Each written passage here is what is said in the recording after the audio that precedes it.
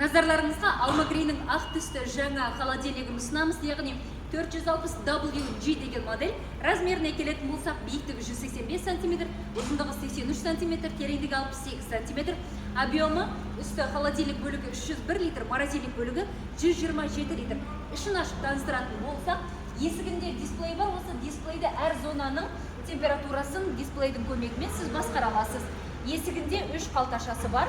Екінші есігінде де дәл солай 3 қалташасы бар.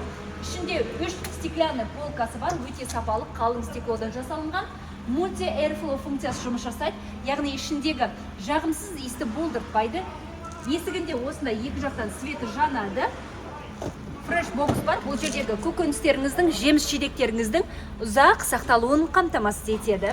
Бұл холодильник бөлігі 301 литр. Енді морозильник бөлігін таныстыратын болсақ, 127 литр. Екі есігі бар. 6 бокстан тұрады. Өте сапалы, осындай қалың көлемді бокстан тұрады. Біз осы холодильникқа 1 жылға кепілдік береміз.